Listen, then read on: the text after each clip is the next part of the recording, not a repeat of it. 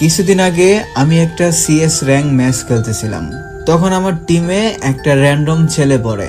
আর ছেলেটার বয়স কত হবে, 10 থেকে 11। কিছুক্ষণ গেম খেলতে খেলতেই হঠাৎ করে লক্ষ্য করলাম পিছন থেকে কে যেন তাকে বকতেছে আর বলতেছে কি একটা গেম পাইছে, সারা দিন গেম নিয়ে পড়ে থাকে, খাওয়া দাওয়া পড়াশোনার কোনো খোঁজ খবর নাই, মন চাইতেছে ফোনটা নিয়ে ডেল মেরে ভাঙ্গে ফেলাই। এই ধরনের আরো অনেক কথাই বলতেছিল, বাট ছেলেটা ফোনটা রাখতেছিল না, সে তার মতো করে গেম খেলতেই ছিল।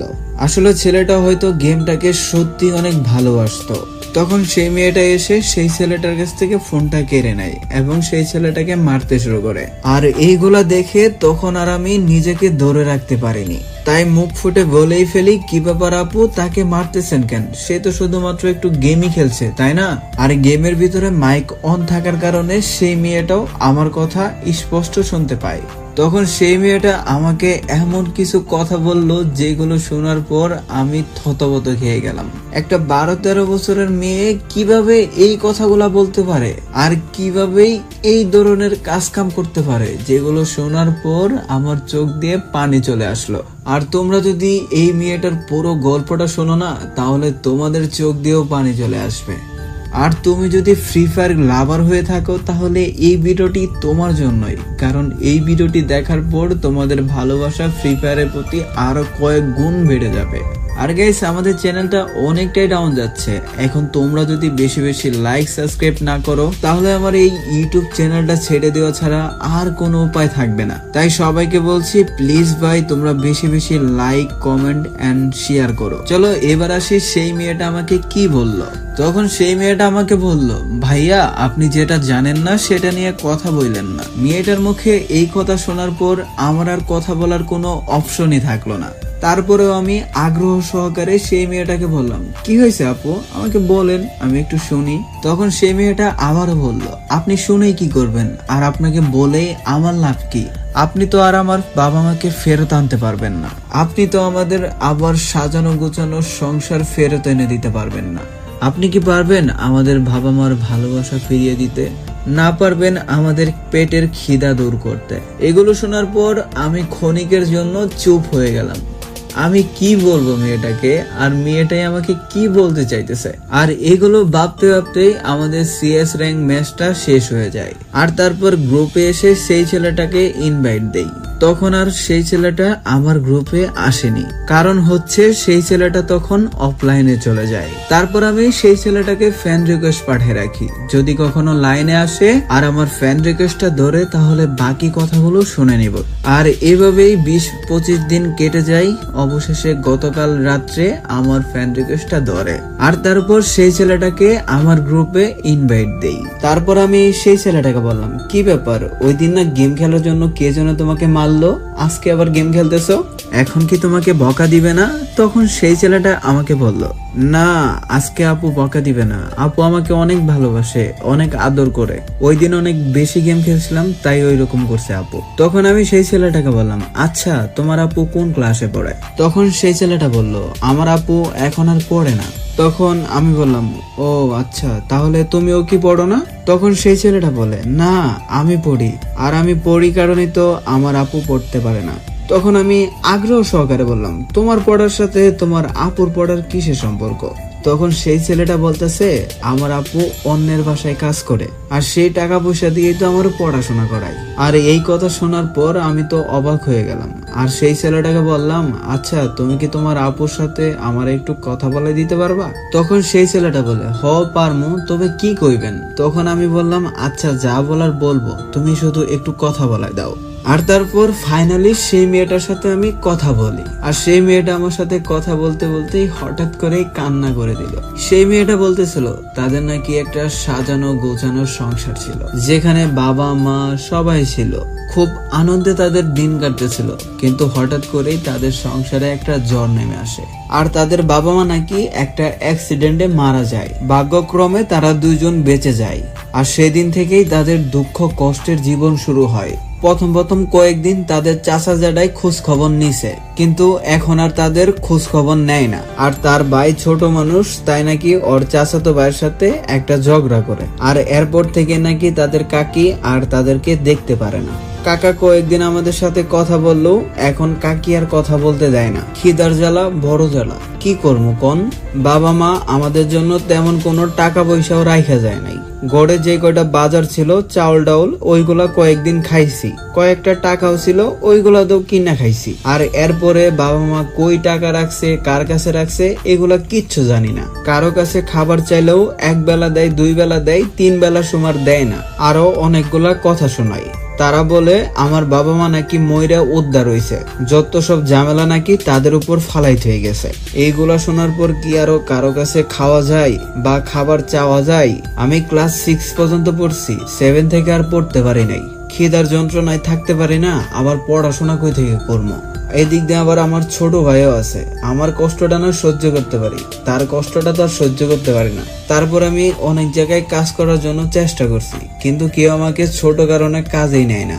আর তারপর আমার এক জ্যাঠাই আমাকে একটু কাজ দেয়, তাদের একটা বাবু আছে, সেটা দেখাশোনা করা, রান্না বান্না করা, এইগুলো আর কি। কিন্তু আমি তো আর আগে থেকে ওইভাবে রান্না করতে পারতাম না, তাই রান্না বান্না একটু একটু এদিক সেদিক হইলেই জ্যাঠার বউ আমার সাথে অনেক চিল্লাপাল্লা করতো।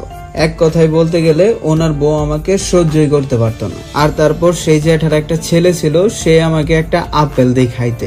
আমি আবার সেই আপেলটা আমার ছোট ভাইয়ের লাইগে রাইখে দিই খাওয়া বাদ দিয়ে, যে বাড়িতে আইসে দুই ভাই বোন মিল্লা খাইমো। কিন্তু আসার সময় সেই ছেলেটার মা দেখা ফেলে আর বলে আমি নাকি আপেল চুরি করে লয়ে যাইতেছি। আর সেই ছেলেটাও তার মাকে দেখে ভয় পেয়ে কিছু বলে নাই, যে সে আমাকে আপেলটা দিছে। আর তারপর আমাকে সেই বাসা থেকেও চুর টুর বইলা বের করে দেয়। আমি তাদেরকে কোনোভাবে বুঝাইতে পারি নাই যে আমি চুরি করি নাই। আর সেই জ্যাঠাও আমাদের পরে আর কিছু বলে নাই, আরো উল্টা আমাদেরকে বলে আমরা চুরি করি এই কারণে নাকি আমার চাচা চাচি আমাদেরকে দেখে না। তারপর মনের ভিতরে হাজারো কষ্ট নিয়ে সেই বাসা থেকেও চলে আসি, কিন্তু পেট তো আর এইগুলা মানে না, পেটে তো খিদাই লাগে। তারপর বাজারে গিয়ে শেষমেশ মানুষের কাছ থেকে টাকা চাইতেছিলাম খাবারের জন্য। কেউ কেউ টাকা দিত, আবার কেউ কেউ খারাপ কথা কইতো, আবার কেউ তো খারাপ নজরেও দেখতো। আমি তো মেয়ে মানুষ। আর এরপরে একদিন একটা আঙ্কেল বাজার করতে আয়, আর তারপর আমি সেই আঙ্কেলের কাছে টাকা চাই, কিন্তু আঙ্কেল আমাকে টাকা দেয় না। আর তার কিছুক্ষণ পরে এসে আমাকে বলতেছে, আচ্ছা আমি বাজার করবো, আমার ব্যাগগুলো টেনে দিবা, আমি তোমাকে টাকা দিব। তখন আমি আঙ্কেলের কথায় রাজি হয়ে যাই এবং আমি আঙ্কেলের সাথে পুরো বাজার করে দেই। আর সেই বাজারগুলো আমি গাড়িতেও তুলে দেই। আর তারপর আঙ্কেল আমাকে 100 টাকা দেয়। তখন আঙ্কেল বলতেছিল, আচ্ছা তোমার আব্বু আম্মু কি করে, তুমি যে এখানে টাকা তুলতেছো, তুমি কি লেখাপড়া করো না? তখন আমি আঙ্কেলকে সবকিছু খুলে বলি যে আমার বাবা মা অ্যাক্সিডেন্টে মারা গেছে, আর বাড়িতে একটা ছোট ভাই আছে, তারকে খাওয়ানোর জন্য টাকাগুলো চাচ্ছিলাম। আর পড়াশোনা করবো, ওই টাকা পয়সাও নাই। আর সারাদিন স্কুলে যায় পড়ে থাকলে খাবার কই খামো, আমাদের তো খাওয়ানোর জন্য কেউ নাই। আর আঙ্কেলটা অনেক ভালো ছিল। আর আমার মুখে এইগুলা শোনার পর আঙ্কেলটা আমার তার বাসাতে একটা কাজ দেয়। আর এখন পর্যন্ত আমি সেই বাসাতেই কাজ করি। এখন আস্তে আস্তে বাড়ির সব কাজই করতে পারি, রান্না বান্না, কাপড় ধোয়া, ঘর ঝাড়ু দেওয়া, সবকিছুই পারি। এখন মাস শেষে আমাকে 5000 করে টাকা দেয়, আবার 3 বেলা খাওয়ানো দেয়। আবার এইদিকে আমার ছোট ভাইয়ের জন্য খাবার দিয়ে দেয়। এখন ছোট ভাইটারে পড়াশোনা করাইতেছি, কিন্তু ভাইটা তো গেম নিয়ে বেশি পড়ে থাকে। ওদিনকার ভাইটা একটু বেশি গেম খেলতেছিল, তাই একটু রাগ উঠে পড়ছিল, তাই বকাঝকা করছি। পরে আবার আমারই অনেক খারাপ লাগছে। আর এইগুলো শোনার পর আমি তো কিছুক্ষণের জন্য অবাক হয়ে গেলাম। আমার চোখ দিয়ে কেন জানি না চাইতেই পানি চলে আসছিল। একটা বড় বোন কতটা দায়িত্ববান হতে পারে, তার বয়সই বা কত ছিল, অথচ তার ছোট ভাইকে খাওয়ানোর জন্য, লেখাপড়া করানোর জন্য কতই না কষ্ট করছে, পুরো জীবনটাকেই স্যাক্রিফাইস করে দিচ্ছে। এখন তোমরা বলতেই পারো এত অভাবের ভিতরে তাদের কাছে ফোন কোথা থেকে আসে, যেটা দিয়ে তার ছোট ভাই গেম খেলে। আমি সেটাও বলছিলাম। তারপর তারা বলে এটা নাকি তার আব্বুর ফোন ছিল, আর এইটাই ছিল তাদের শেষ স্মৃতি, তাই তো আর এই ফোনটা বিক্রি করে নাই। আর অন্যদিকে নাকি তার ছোট ভাইও ফোনটা বিক্রি করতে দেয় নাই। তাছাড়া নাকি সেই মেয়েটাও সারাদিন কাজ কাম করে, রাত্রে এসে একটু ফোন চালায়, যার কারণে তারও একটু ভালো লাগে। ছোট ভাই ফ্রি ফায়ার গেম খেলে, আর তার বড় বোন তাকায় তাকায় দেখে। একটা কিল করতে পারলে ভাই বোন দুইজনেই অনেক খুশি হয়ে যায়। সামনে এনিমি চলে আসলে বড় বোনটা বলে দিতেছে, ওই যে একটা এনিমি আসছে, ওইটারে মার। তার বড় বোন তো আর খেলতে পারে না, তাই দেখাই দেয় আর কি। দিন শেষে তারা এত কষ্টের পরেও ভাই বোন হাসি মুখে চলতেছে। আর এই হাসির পিছনে কত যে কান্না লুকিয়ে আছে সেটা কেউ জানে না। তো এইগুলো সেই মেয়েটার কাছ থেকে, সেই ছেলেটার কাছ থেকে শোনার পর আমি আর বসে থাকতে পারলাম না, তাই তোমাদের মাঝে আমি দৌড়ায় চলে আসলাম শেয়ার করতে। আর তাদের জীবন থেকে একটা জিনিস আমরা খুব ভালোভাবে শিখতে পারলাম, পৃথিবীতে বাবা মার থেকে আর কেউ আপন হয় না। চাচা জ্যাঠারা একদিন 2 দিন দেখে, 3 দিনের দিন আর দেখে না, অথচ বাবা মা আমাদের জন্মের পর থেকে খাওয়ান দাওয়ান বরণ পোষণ সবকিছুই দেয়, একদম আগলে রাখে আমাদের। তোমরা যারা নিজের অজান্তেই বাবা মাদের অনেক কষ্ট দেও, কথা শোনাও, তাদেরকে বলবো ভাই আজকে তোমাদের বাবা মা আছে কারণে তোমরা এত সুখে শান্তিতে আছো। কালকে যদি তোমার বাবা মা মরে যায় তারপরে দেখবা জীবনটা কত কঠিন। সেদিন দেখবা তোমার আশেপাশে কাউকে দেখতে পারতেছো না, যেমনটা তোমরা তাদের 2 ভাই বোনকে দেখতে পারলা। তাই তোমাদেরকে বলবো তোমরা যারা বাবা মাকে অনেক কষ্ট দিছো, যাও তাদের কাছে ক্ষমা চাও, দেখবা তোমাদের বাবা মা তোমাদের ক্ষমা করে দিবে। সত্যি ভাই বাবা মা হলো পৃথিবীতে আমাদের বট গাছের মতো, তারা সবসময় আমাদের ছায়া দেয়, আগলে রাখে। তো দিন শেষে একটা কথাই বলবো, তোমরা সবাই সেই ভাই বোনের জন্য দোয়া করবে এবং নিজের বাবা মার দিকেও লক্ষ্য রাখবে, কারণ তারা ছাড়া আর তোমাদের আপন বলতে কেউ নেই। তো এই ছিল আজকে ভিডিও। যদি ভিডিওটি ভালো লেগে থাকে অবশ্যই ভিডিওটিতে একটি লাইক করবা, চ্যানেলটিতে নতুন হইলে চ্যানেলটি সাবস্ক্রাইব করে দিবা এন্ড পাশে থাকা অল নোটিফিকেশন বাটনটিও অন করে দিবা, যাতে করে এই চ্যানেলের নতুন নতুন ভিডিও সবার আগে পেয়ে যাও। তো সবাই ভালো থাকো, সুস্থ থাকো, দেখা হচ্ছে পরবর্তী আরো একটা নতুন ভিডিওতে। আল্লাহ হাফেজ।